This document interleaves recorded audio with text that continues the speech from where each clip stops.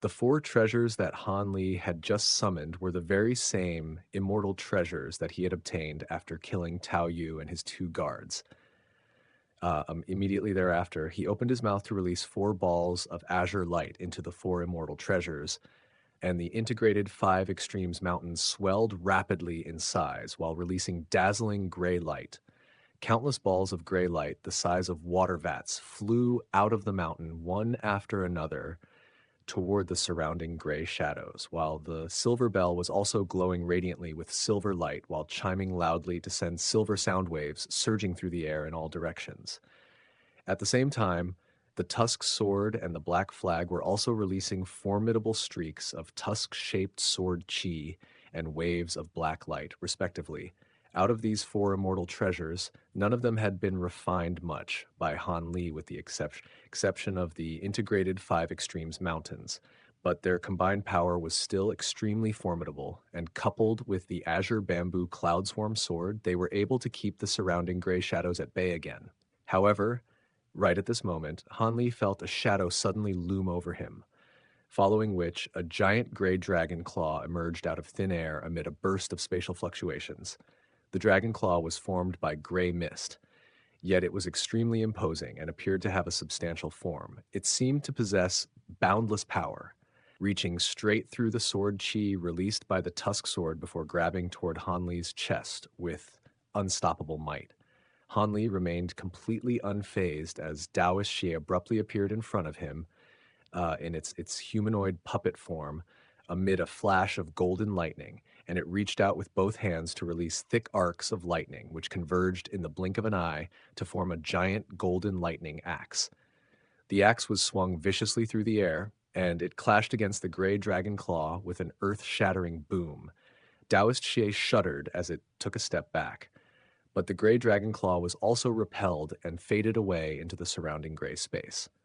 Kuling raised an eyebrow upon seeing this, clearly not expecting Han Li to have a golden immortal stage puppet on his side, but a cold sneer then appeared on her face as she laid a hand onto the other gray dragon on her armrest. Her gray throne began to glow radiantly once again as three gray mirrors slowly emerged from behind it. On the surface of each mirror was inscribed an ancient character for decay, insanity, and death.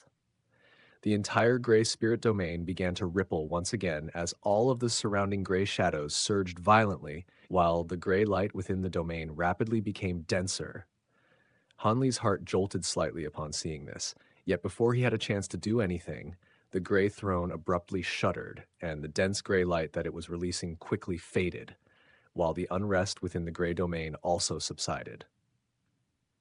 Kuling was rather taken aback by this, and she quickly noticed that for some reason, threads of white light that were crackling incessantly had appeared within the gray light being released by her throne. She immediately stopped what she was doing upon seeing this, then opened her mouth to release a burst of silver light that enveloped the entire throne. Only then was the throne slowly stabilized, and the hints of white light within the gray light gradually began to fade away.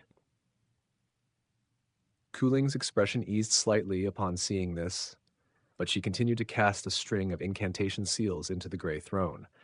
At the same time, she swept her other sleeve through the air, releasing two streaks of light, one azure and one golden, and they transformed into a giant azure silkworm and a huge golden beetle, respectively. Go and capture that man, but take care not to hurt him, as he's going to be very useful to me, Kuling instructed. The giant azure silkworm immediately heeded her call, flying through the air toward Han Li, while the golden beetle remained still on the spot. Kuling's expression darkened slightly upon seeing this, and she instructed in a cold voice, "You go as well." "All right," the golden replied in a lazy voice, then began to fly toward Han Li at a leisurely pace. Kuling gave a cold harumph upon seeing this, then turned her attention back to her gray throne and began releasing incantation seals with greater urgency. Meanwhile, Han Li was busy keeping the surrounding gray shadows at bay with his five immortal treasures while searching for a way out. Dao Xie had already returned to his body. This was a trump card that he didn't dare to use all the time, and he had to save it for unforeseen dangers like the situation that had just transpired. At this moment, Heishai Face was rather pale, and his breathing was also a little labored. Enshrouded within Kling's spirit domain, he was unable to draw upon any of the world's origin chi from the outside world, and that severely hampered his powers and his immortal spiritual power recovery. Furthermore, using 5 immortal treasures at once was extremely taxing, and he didn't have much immortal spiritual power left. Not only that, but bursts of restrictive law powers continued to surge toward him incessantly from the surrounding spirit domain, and the time law powers around him were struggling to keep them at bay. I have to find a way out soon. Hanli's mind was racing as he scoured his surroundings with his bright-side spirit eyes, and all of a sudden, his gaze fell upon a certain point in the spirit domain. Immediately thereafter, dazzling azure light erupted out of his body as he abruptly flew toward the edge of the domain while making a rapid string of hand seals. Meanwhile, his azure bamboo cloud swarm swords also began to glow radiant like a blinding azure sun, and the golden lightning that it was releasing had also brightened significantly. Hanli pointed a finger at the sword from afar, and it instantly circled around in the air before transforming into a giant azure dragon that was over 1,000 feet in size. Every single one of the dragon's scales was flashing with formidable sword chi, and thick arcs of golden lightning were surging over its entire body, while its aura had also been significantly elevated compared with back when it was in its sword form. The giant azure dragon pounced forward with formidable power, releasing countless streaks of peerlessly sharp sword chi that vanquished all of the gray shadows in its path. Hanli was flying close behind the giant azure dragon, while the other 4 immortal treasures had also returned to his side, orbiting around him to shield him from the surrounding gray shadows. It didn't take long before he reached the edge of the gray spirit domain, but right at this moment, the huge azure silkworm appeared in front of him in a flash, before opening its cavernous mouth to release countless silken threads, which intertwined with one another in midair to form a massive azure net that descended upon him. Hanli's expression instantly changed slightly upon seeing this, but his mobility was severely restricted within the spirit domain, rendering him unable to take evasive measures. The azure net didn't appear to be all that remarkable, but it was giving off bursts of special law fluctuations, and if he were to be ensnared in it, it was most likely going to be very difficult for him to break free. In this dire situation, Hanli pointed a finger at the large black flag beside him, and it instantly swelled drastically in size, while releasing a vast expanse of black light that surged toward the oncoming azure net. A dull thud rang out as the black flag was ensnared by the azure net, and the latter instantly reverted back into countless azure silken threads that spun rapidly around the black flag, forming an azure cocoon in the blink of an eye. The black flag was instantly immobilized within the cocoon, yet Hanli displayed no intention of trying to free it from the cocoon as he abruptly changed directions.